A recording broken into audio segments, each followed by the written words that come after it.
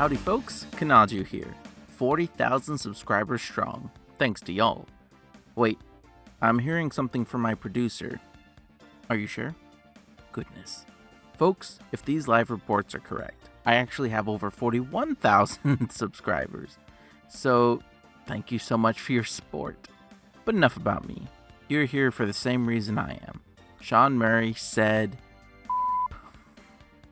the man used his platform to say, unbelievable. And now we're here. So, this is the Deep Space Travel Break, episode 33.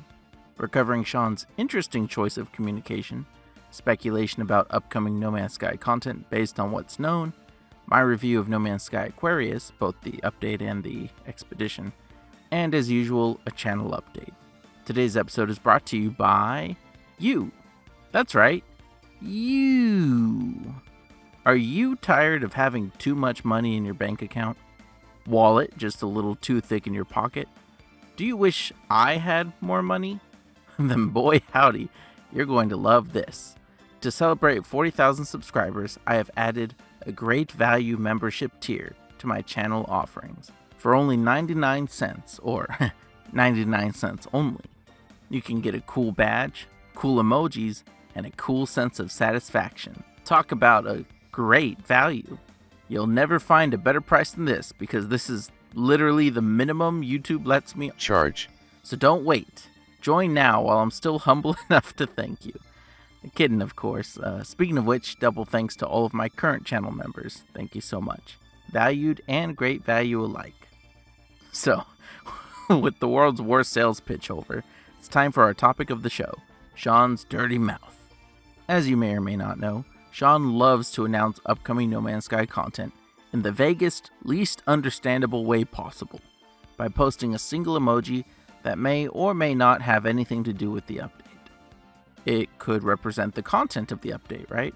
Such as when he used a whale emoji for Leviathan, which featured space whales. That made sense. It might indicate the name of the update, such as the recent jar he used to represent Aquarius. Okay, I could see it. However, it can also be total nonsense, such as these eyeballs representing Frontiers, or an orange emoji representing Origins, because they kind of sound the same. It can get pretty dumb. So to make things even more confusing, sometimes these emojis also drop like 24 hours before an update, and sometimes it's a week or 2 weeks out. In the case of this emoji, the Aquarius expedition ends on October 21st, so whatever this is will likely drop on Wednesday the 23rd, because Hello Games seems to favor Wednesday releases. So, let's take a look at Sean's latest emoji and see what it could mean, given previous data mines in the current season. Also, I'm sorry if my voice sounds like it's like gravelly or something.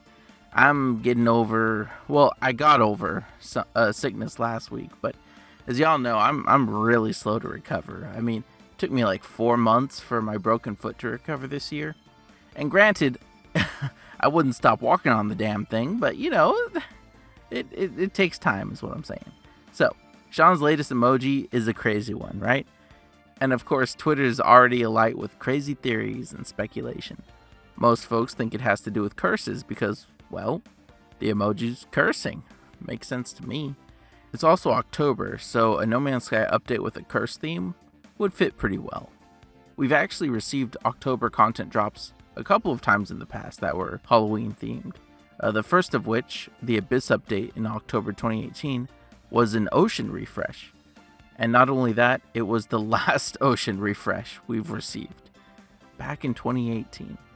So Origins and more recently Worlds Part 1 have both overhauled planet surface generation, right? Biomes on the surfaces of planets are all new. However, neither of those updates really touch the underwater biomes. That said, Worlds Part 1 did massively overhaul the surface of water, which kind of feels like a setup for a larger underwater update, but who's to say? Not to mention, our last update was Aquarius, which, you know, aquatic themed, and it added fishing and an expedition centered around the mysteries and curses of the ocean. A proper underwater refresh seems relatively imminent. And if you're still not convinced, I should also mention that the main quote-unquote antagonist of No Man's Sky, the Abyss, is heavily tied to the oceans of the universe, using water to influence and control all who come into contact with it or consume it. So, if this emoji really does refer to curses, there's a fair chance that those could be space curses tied to the oceans of the universe. Not to mention some data mining, since Worlds Part 1 in Aquarius has indicated the existence of new, unused underwater assets. So Hello Games were definitely up to something aquatic that they still haven't shared with us. Jason Plays actually shared a fun theory. He wrote, quote, "My guess? Swearing like a sailor, or mouth like a sailor. So this is going to be a water-focused update. Maybe Worlds Part 2, but I'm sure he would use the Worlds emoji again. This may be just a water overhaul, like underwater plants, biomes, maybe even deeper water." And despite how much of a reach that is, it's actually totally within the realm of possibility. Sean probably would use a sailor's mouth to communicate an Oceans update, as ridiculous as that sounds. And y'all already know I would love an ocean update. I have my fishing rod, my flippy floppies, and a helmet straight out of 20,000 Leagues Under the Sea. I am ready to go for an underwater overhaul. However, it could also be something completely unrelated. In 2020, we received an actual titled Halloween update that included spooky stickers, base parts, and a head customization which could be earned through the Derelict Freighter dungeons, one of the spookiest activities in the game. If this coming content drop is a small one, just like an update to Derelict Freighter exploration and rewards, hey, I'd be a pretty happy camper with that. In 2021, we got the Emergence Expedition, which was a limited time campaign about a cult of dune sandworm worshippers. Very seasonal. And it also came out around the time the first Dune movie did. So honestly, it's a toss-up what we'll get this time. I always love when Hello Games leans into the darker aspects of the No Man's Sky universe, so I'm hoping the timing will correlate to that. But what do y'all think? Are we getting a spooky expedition? Space curses? An update focused on oceans? Something to do with the abyss? I'd love to see your thoughts on the matter. And if you enjoyed my brief breakdown, feel free to like the video. If you do, I'll tell you the name of the update. I use my super secret connections with Hello Games, if you know you know, to get this exclusive sneak peek. You ready? Video liked? Alright, the update is called No Man's Sky.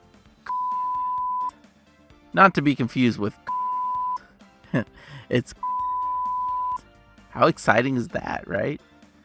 Okay, so now I'd like to give a quick spoiler-free 3-minute review of No Man's Sky Aquarius, both the update and the expedition. So, I'm sorry to tell you, I loved the expedition. It was all about fishing, which I don't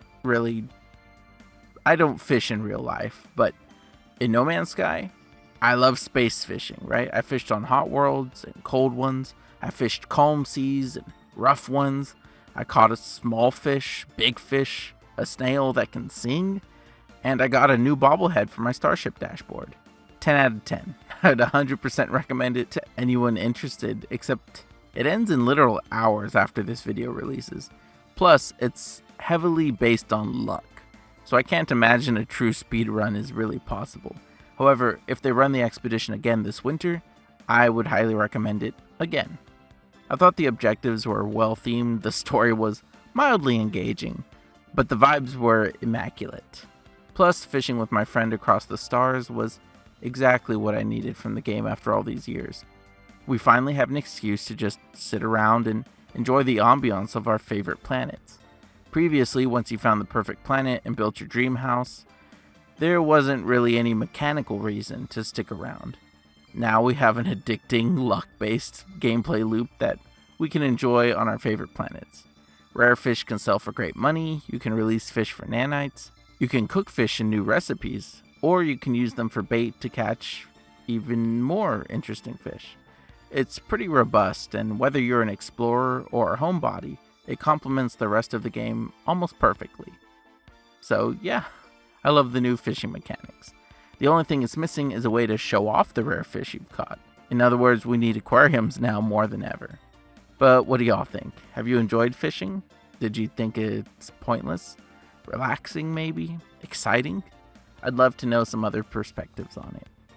Now, before I close out this episode, I have an obligatory channel update. As you know, I've recently hit 40k subscribers. Thanks again to everyone who got me here. I celebrated with a cheaper membership tier that includes all of the original perks, of course. But as you probably noticed, I've also updated my video graphics quite a bit. For those unaware, I recently started a new full-time job that takes up, well, my full time. And while I've been unable to produce videos like I used to, I did take some time to refresh my graphics. I've been overdue for some time, so it was a lot of fun. And I technically debuted the new graphics in my last video, but this is the first time I'm mentioning it, so yeah, let me know what you think.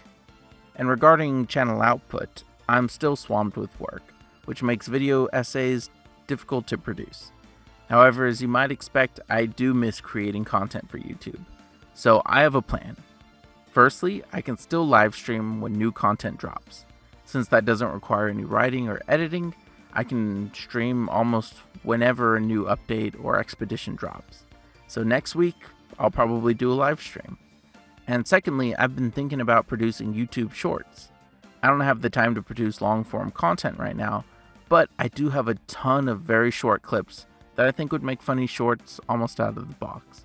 They'd be easier to edit and allow me to share content from more games with more people. I've never made a short before, but you know, how hard can it be, right? But yeah, I will get back to regular videos when I can.